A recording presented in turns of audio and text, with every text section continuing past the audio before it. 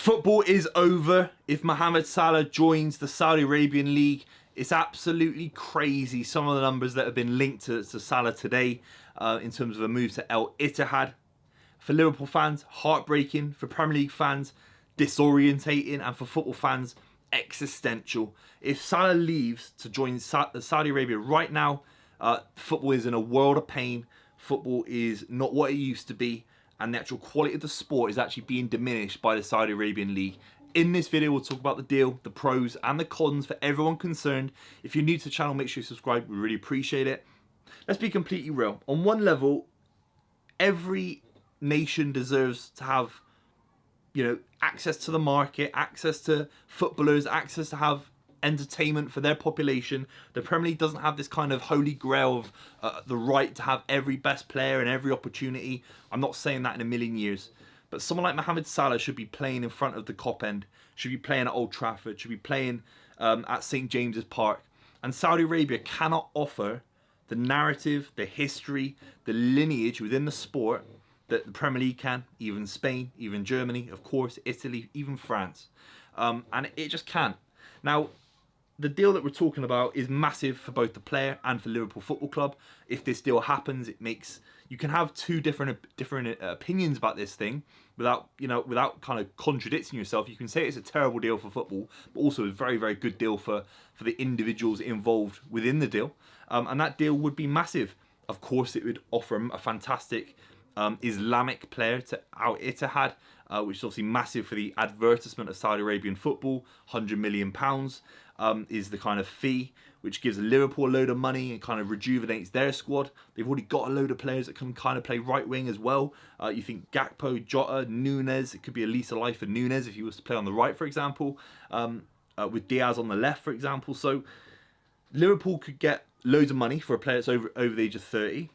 Salah's offered close to £1.5 million a week. Absolutely crazy. But there is a wider narrative. I know it's ironic certain people talking about it, but it's not all about the money. And football wants, football fans, young football fans want to see their heroes, especially young Liverpool football fans, want to see their heroes fighting to get a club like Liverpool, for example, back to the top of the tree, back to the top of winning European silverware. Obviously, it can't quite happen this season, but the narrative has to be around what are we fighting for in football. There's this kind of story about, this can guarantee the generations of family members within footballers' families for years to come, as if that isn't already the case. Salah's on over 300 grand a week already at Liverpool. So this narrative that, more money is it's a different level, I don't really buy it. I think footballers have a privilege, an honour that 1% of the 1% of the 1% of footballers have, and that is to both earn a load of money, but also be heroes, also be icons in the sport, and generate interest, generate passion, a religious devotion to the sport that we all love from young people that see their heroes wanting to stay, wanting to fight for the jersey. We're seeing less and less of it now, of course, because of these moves to Saudi Arabia. I've seen it with Laporte going. We've seen it with Benzema going, for example. Neymar, he's 31 years old. Neymar, what does that say to a load of fans? It actually turns football into this kind of conveyor belt of not just being good and then moving to Man United, being good, moving to Chelsea.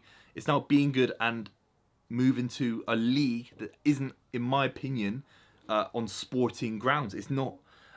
You're playing in front of very, very limited crowds. You're playing in a country with very, a small group of clubs. You're not playing against the wide plethora of clubs that you would in Europe and even in the Premier League. So the move is not for football reasons. I obviously, every video you talk about Saudi Arabia, that is pretty obvious. But I think there's something interesting about the Salah deal where it's just so not football. It's so not football. I get a bench player going. I even weirdly get a young kid going because he's not quite sure if he will maybe be top. But the way Salah is as a person, the way Salah came from Roma, he within 5 seasons at Liverpool, Liverpool fans, like Jamie Carragher talking about him being in an all-time Liverpool 11. He's one of the icons of Liverpool. He's one of the icons of modern football. He's probably top 5 footballers in the world right now. The way he got substituted at Stamford Bridge, livid that he got substituted, that he wanted to score, wanted to improve, wanted to get Liverpool back to winning games that they should have done. I think they should have beaten Liverpool. They should have beaten Chelsea in that game, in my opinion. So there's still a footballer in his heart. There's still a footballer who wants to compete. He's a sportsman. And going to Saudi Arabia, for me, is just completely the antithesis of that, in my opinion. Let's just do some positives. Of course, I've talked about how, you know, having someone, you know, of Salah's ilk in the Saudi Arabian league would be, you know, a major coup for Saudi Arabia. And it's getting to the point now where there's 6-7 players in each side that is drawing attention, and that is absolutely fair play. The quality of the league will therefore improve. The deal really, the big beneficiary, because I think Salah would lose out on a lot of the atmosphere, he'd lose out on the quality of footballers that he's playing with. Liverpool would be the big winners in this deal. £100 million for a player over the age of 30. Real Madrid would not offer that. Bayern Munich wouldn't offer that. Man City wouldn't offer that. PSG, maybe. They've been linked. But they wouldn't offer £100 million, I don't think. Got 2 years left on his deal as well, so that's another factor where to get £100 million for someone who's only got a couple of years left anyway is absolutely crazy. He's approaching, what, 31, 32 years old. Liverpool could take that money and justifiably go out and replace him with a world-class talent at the age of 23, 24, 25. Maybe not this season, next season. And start competing again with the likes of Man City, with the likes of Chelsea and Arsenal. So on that level, you know, Liverpool would be big winners. They essentially be getting free money on some level because of the amount of value that they got out of Salah. The amount of value they got out of him for the relatively small transfer fee. And then to get 100 million is the kind of cherry on top for Liverpool. That would be massive for them, for the FSG model. But then, look, the reality is it would be a damning indictment on football. It'd be a damning indictment on where Liverpool are, because you feel that you've sold Henderson, Fabinho and Salah to Saudi Arabia. They've kind of opened the doors to them and not had any kind of fortitude to say, no, we're going to keep Salah because he's under contract, right? Maybe he's offered 100 times his salary. But we're going to keep him because he's one of the best footballers in the world. We want to win things. We're Liverpool Football Club. That's maybe where it has to go in Liverpool owners' minds, in my opinion. Football has to win on some level. It can't always just be about the bank balances. What can I say? Let me know what you think in the comments down below. Will Salah join al-Ittihad? It's crazy if it happens, and it's one of the real transfers that would really rock football if it was to happen.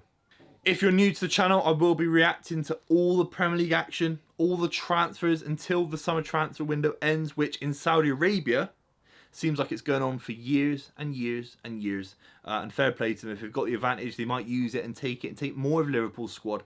But again, if you are new to the channel, make sure you subscribe.